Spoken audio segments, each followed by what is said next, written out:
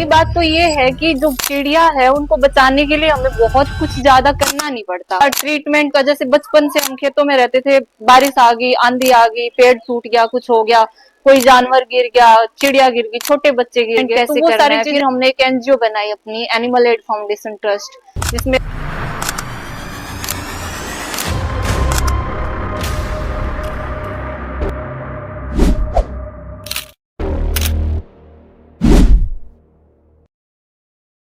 नमस्ते सभी को।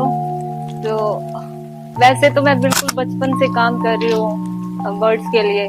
बचपन में देखा था कि जैसे हम खेतों में रहते हैं तो वहां पर आसपास अच्छा चहक, चिड़ियों की चहक महक सब चलता था। फिर बचपन से ही दाना डालते हुए आ रहे हैं। उस टाइम ये घोंसले और इस टाइप का कोई सिस्टम नहीं था, तो हम क्या करते थे, जैसे चप्पल जूते के जो बॉक्स होते हैं उनको काट काट के हम कमरों के अंदर लगा देते थे। कुछ वो अलग से सुराख होते थे, उसमें पेड़ थे ही। तो पहली बात तो ये है कि जो चिड़िया है उनको बचाने के लिए हमें बहुत कुछ ज्यादा करना नहीं पड़ता। तो उससे पहली चीज, आप पेड़ लगाओ। आप पेड़ नहीं लगा सकते, आपके पास जगह नहीं है, तो आप घोंसले लगाओ। आज जैसे मैम है और बहुत सारे लोग हैं जो ये घोंसले डोनेट भी करते हैं, वो लगाओ। अगर वो भी आप नहीं अवेलेबल कर पाते हो, जैसे मैंने बताया कि आपके घर पे बहुत सारे बॉक्सेस मिलेंगे, उन बॉक्स को काटो और कहीं भी टांग दो, तो वहां से आपके पास चिड़िया आ जाएगी।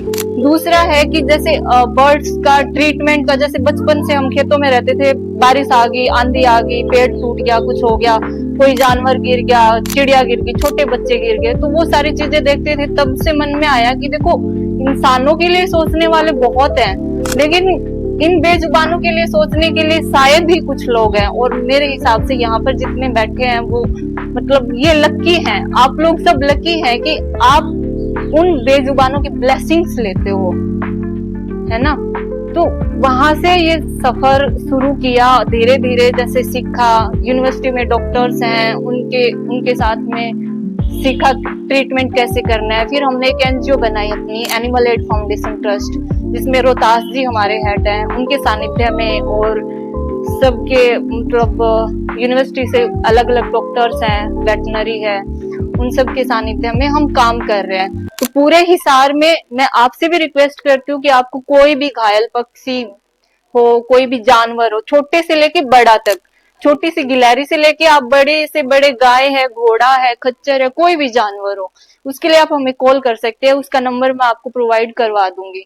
दूसरी चीज ये आती है कि बर्ड्स को बचाना या एनिमल्स के लिए हम काम कर रहे हैं, उसके लिए अगेन मैं बोलूंगी कि बहुत छोटे छोटे स्टेप्स हमें अपनाने की जरूरत है। जैसे मैम ने भी बताया था कि ये जो एनिमल्स है वॉइसलेस है, वो हर चीज फील करते हैं। जैसे हम ह्यूमन बीइंग जो फील करते हैं, हैप्पीनेस हो गया, हम सैड फील करते हैं, हम डरते हैं, हम जो भी चीज, जो फीलिंग्स हमारे अंदर होती है, वो सारी फीलिंग्स इन जो एनिमल्स है, बेसिक वो बोल के नहीं बता सकते, लेकिन सारी फीलिंग्स वो रखते हैं।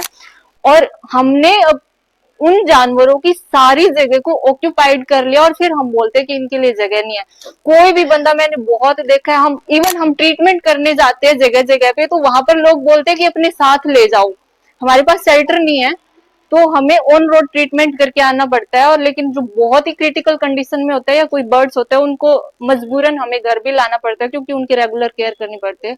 तो वहां पर लोग बोलते हैं कि आप अपने घर ले जाओ, उसको खून हो रहा, ब्लीडिंग आ रही है, जैसे कीड़े पड़े हैं, तो वो बोलते हैं स्मेल करते हैं, ये हमारा एरिया गंदा कर रहा है, ये कर रहा है। भाई, अगर इंसान की ये चीजें हो, अगर इंसान उस पीड़ा में हो, तो खुद के लिए वो फीलिंग अलग और उस बेजुबान के लिए अलग।